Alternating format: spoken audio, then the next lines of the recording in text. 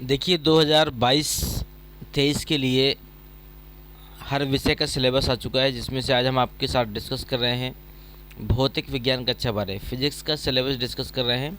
और हम आपको एक बात और बता दें, आपकी दौड़ किसी भी दिशा में हो कोई फ़र्क नहीं पड़ता। यदि आपने लक्ष्य निर्धारित किया है तो बहुत बड़ा फ़र्क पड़ सकता है। यदि आप इंटर की परीक्षा में बैठने वाले हैं और यदि आपको सिलेबस का ही ज्ञान नहीं है या फिर आपने अभी तक सिलेबस को नहीं देखा है, बिना सिलेबस के पढ़ाई को कर रहे हैं, तो ये मान के चलिए कि ये शिक्षा बिल्कुल आपकी लक्ष्य विहीन शिक्षा मानी जाएगी। इसलिए आप सिलेबस को देखिए और सिलेबस के आधार पर पढ़ाई कीजिए।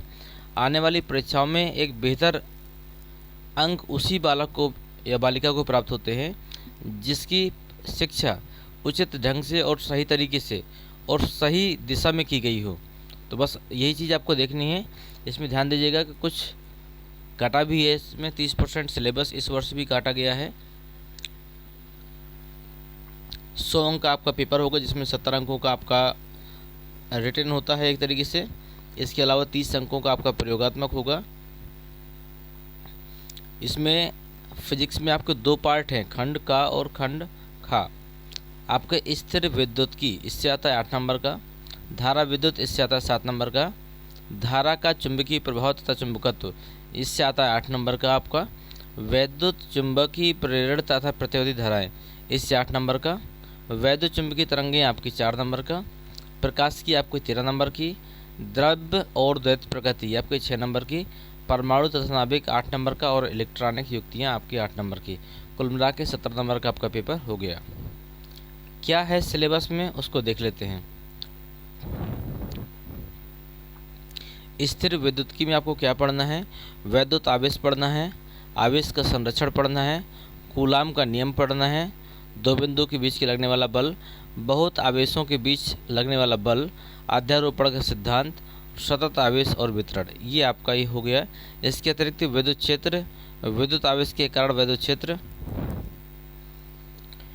वैद्युत क्षेत्र रेखाएं, वैद्युत द्विध्रुव, द्विध्रुव के कारण वैद्युत क्षेत्र, एक समान वैद्युत क्षेत्र में द्विध्रुव पर बल आघूर्ण और वैद्युत फ्लक्स। इसके अतिरिक्त गाउस नियम का प्रकथन तथा अनंत लंबाई के एक समान आवेशित तार के कारण आपका वैद्युत क्षेत्र की तीव्रता, एक समान आवेशित अनंत समतल चादर, वैद्युत विभव, विभवांतर, किसी बिंदु आवेश के कारण विभव, वैद्युत द्विध्रुव, आवेशों के निकाय के कारण वैद्युत विभव, सम विभव पृष्ठ, दो बिंदु आवेशों के निकाय तथा वैद्युत द्विध्रुव की स्थिर वैद्युत स्थिति ऊर्जा, चालक तथा विद्युत रोधी, किसी चालक के भीतर मुक्त आवेश तथा बद्ध आवेश, परावैद्युत पदार्थ तथा वैद्युत ध्रुवण, संधारित्र तथा धारिता, श्रेणी क्रम तथा समांतर क्रम में संधारित्रों का संयोजन, पट्टिकाओं के बीच परावैद्युत माध्यम होने अथवा न होने पर किसी समांतर पट्टिका, संधारित्र की धारिता और संधारित्र में संचित ऊर्जा,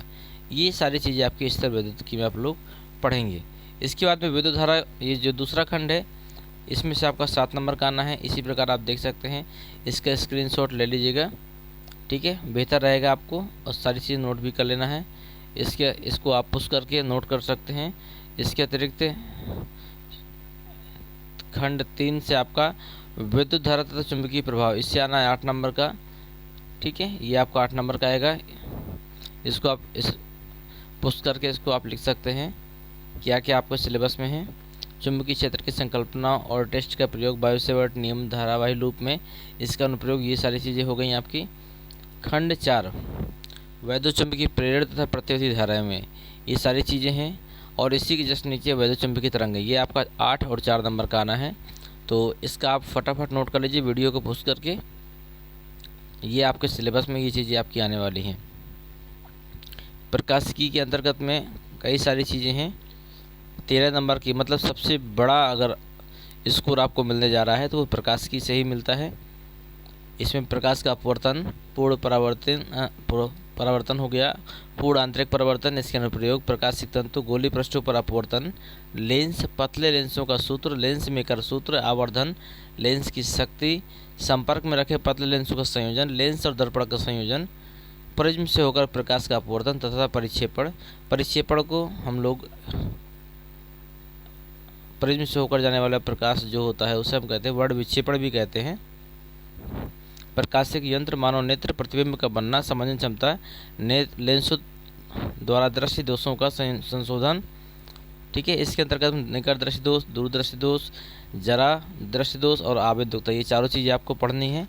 सूक्ष्मदर्शी तथा खगोलीय दूरदर्शी, इनकी आवर्धन क्षमताएं, तरंग, प्रकाश की तरंगाग्र तथा हाइगेंस का सिद्धांत, तरंगाग्रों के उपयोग द्वारा समतल तरंगों का समतल पृष्ठों पर परावर्तन तथा अपवर्तन, हाइगेंस सिद्धांत के उपयोग द्वारा परावर्तन तथा अपवर्तन के नियमों का सत्यापन, व्यतिकरण, यंग का द्विध्रुवीय प्रयोग तथा फ्रिंज चौड़ाई के लिए व्यंजक, कलश संबद्ध स्रोत तथा प्रकाश का प्रतिपालित व्यतिकरण, एक झिल्ली के कण विवर्तन, केंद्रीय उच्चष्ट की चौड़ाई, ये सब आपका किस में है?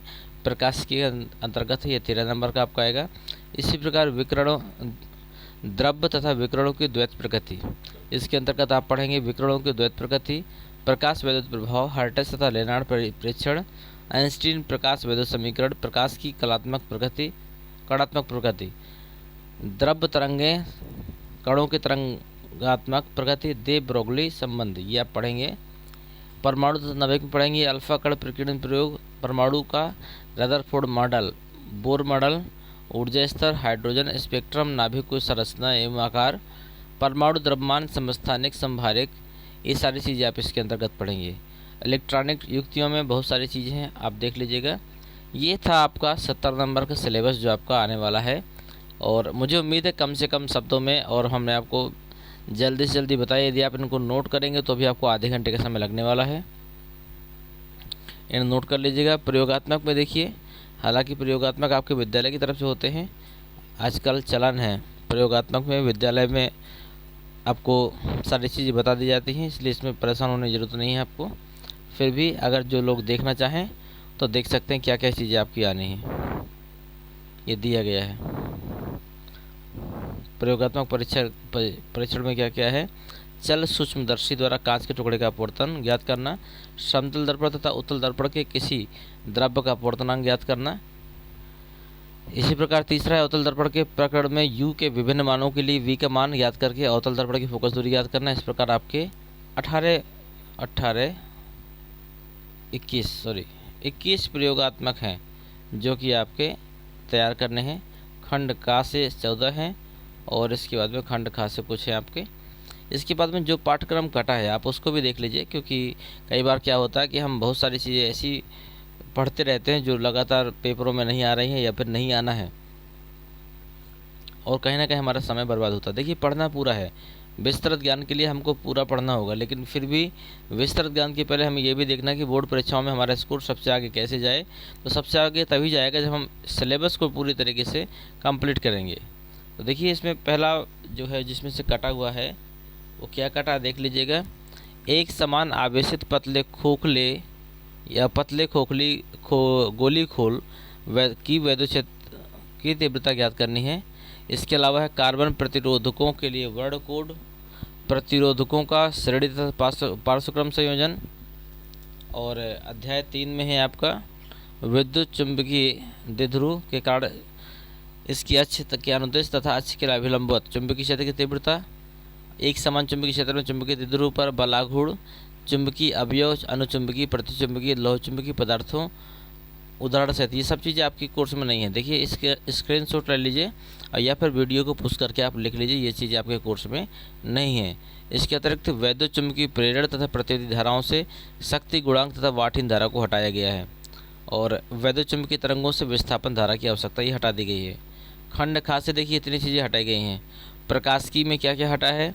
गोली दर्पण हटा है, दर्पण का सूत्र हटा है, प्रकाश का परावर्तन हटा है, प्रकाश का प्रकीर्णन हटा है, आकाश का नीला वर्ण क्यों होता हटा है, सूर्यास्त एवं सूर्योदय के समय आकाश में सूर्य का रक्ताप दिखाई देना यह हटा है, सूक्ष्मदर्शी तथा दूरदर्शी की विभेदन क्षमता ये हटी है आपकी, ध्रुवण हटा है, समतल ध्रुवित प्रकाश हटा है, ब्रूस्टर का नियम हटा है, समतल ध्रुवित प्रकाश तथा पोलराइट का उपयोग ये भी आपका हटा हुआ है। द्रव्य तथा विकिरणों की द्वैत प्रकृति, इस अध्याय से आपका कटा डेविसन तथा जनमर का प्रयोग, और इसमें लिखा है प्रायोगिक विवरण न दिया जाए, केवल निष्कर्ष की व्याख्या की जाए। मतलब अगर आता है तो प्रायोगिक विवरण नहीं देना है, सिर्फ निष्कर्ष हम बता सकते हैं। परमाणु तथा नाभिक में क्या कटा है? रेडियो एक्टिविटी कटी है, अल्फा बीटा तथा गामा किरणें और इसके गुण कटे हैं। रेडियो एक्टिव 6 नियम कटा है, बंधन ऊर्जा प्रतिन्यूक्लियन ये कटी है, द्रव्यमान संख्या के साथ इसमें परिवर्तन ये कटा है। इलेक्ट्रॉन युक्तियों में क्या कटा है? जेनर डायोड कटा है, बोल्ट तथा नियंत्रक के रूप में कटा है। तो ये सारी चीज़ें आपकी कटी हैं। आप इस फटाफट इसको स्क्रीनशॉट लीजिए या फिर आप पोस्ट करके वीडियो को लिख डालिए। इन प्रयोगों को आपके पाठों से हटा दिया गया है। 30% सिलेबस कम होने से आप इन प्रयोगों को यूज नहीं करेंगे। कौन सा? उत्तल दर्पण का उपयोग करके उत्तल दर्पण की फोकस दूरी ज्ञात करें। उत्तल लेंस का प्रयोग करके उत्तल दर्पण की फोकस दूरी ज्ञात करना, ये आपके सिलेबस में नहीं है, ये आपको नहीं करना है। अगला है यू तथा वी अथवा 1/u या 1/v के बीच ग्राफ खींचकर उत्तल लेंस की फोकस दूरी ज्ञात करना, ये भी आपके सिलेबस में नहीं है। अगला दिए गए प्रिज्म के लिए आपतन कोण तथा विचलन कोण के लिए ग्राफ खींचकर न्यूनतम विचलन कोण ज्ञात करना तथा प्रिज्म के पदार्थ का अपवर्तनांक ज्ञात करना, ये भी आपके सिलेबस में नहीं है। मीटर सेतु ये आपके नहीं है, और समांतर श्रेणी क्रम का सत्यापन करना जो भी है ये भी नहीं है। अर्ध विक्षेपण विधि द्वारा धारामापी का प्रतिरोध एवं दक्षता ज्ञात करनी, ये भी नहीं है। दिए गए धारामापी को वांछित परिसर अमीटर में रूपांतरित करना, ये भी नहीं है। दिए गए धारामापी को वांछित परिसर के वोल्ट मीटर में रूपांतरित करना, ये भी नहीं है। जेनर डायोड के अभिलाक्षक वक्र खींचना है, ये भी नहीं है। और जेनर डायोड के अभिलाक्षक वक्र की सहायता से उत्क्रम भंजन वोल्टता ज्ञात करनी है, ये भी आपके सिलेबस में नहीं है। तो हम लोगों ने बहुत ही बेहतर तरीके से पूरे सिलेबस को डिस्कस किया। उम्मीद है सभी बच्चों को समझ में आई होगी चीज़ें कि सिलेबस में क्या है क्या नहीं है। यदि फिर भी आपको किसी भी सब्जेक्ट में डाउट है, उसके सिलेबस में डाउट है, तो आप उसको ध्यान से देखिए और उसके आधार पर पढ़ाई कीजिए और विश्वास मानिए आपके बहुत अच्छे अंक आने वाले हैं। धन्यवाद।